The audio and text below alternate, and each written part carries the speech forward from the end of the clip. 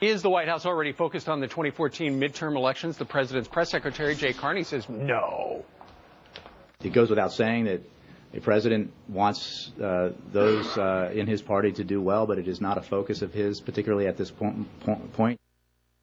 But according to a report in the Washington Post this past weekend, the president has been focused on 2014 since he won re-election a couple of months ago.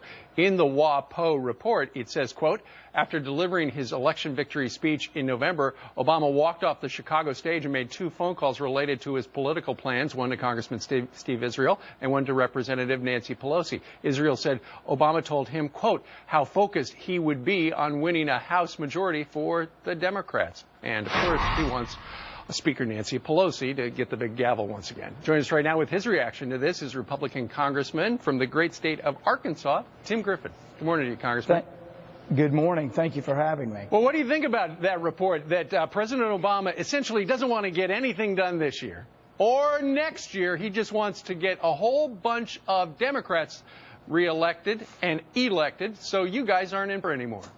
Well, it confirms what we have been saying and what we've believed all along. Look, I believe that the president resents having to deal with House Republicans. He had his way the first 2 years, and I think his plan is to do everything he can to put Nancy Pelosi back in the speaker chair and give her the gavel. And then the last 2 years, he wants to do what he did the first 2 years, which is pass whatever he and his party wants. We remember that he got the health care law, Obamacare, he got his stimulus, and he was just on a roll. And then the House Republicans were elected and brought some balance to government, and he has really been frustrated with that. Sure, and you know what his recipe to success is going to be. He's going to do his best to make you guys in the Republican Party on Capitol Hill look like nitwits and incompetents and bad guys. And he's trying it right now with the sequester. Well, and you know, he wants to play the role of Santa Claus, where he just promises everything to everyone, despite the fact that we don't have any money to do that.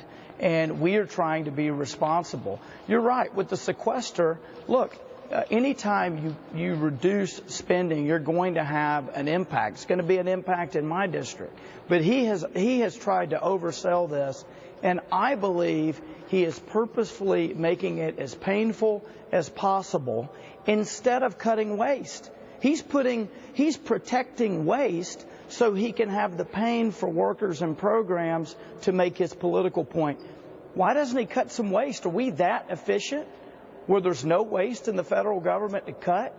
It's ridiculous. Congressman, you just made quite a charge that the President of the United States is, for political gain, inflicting pain on his fellow Americans.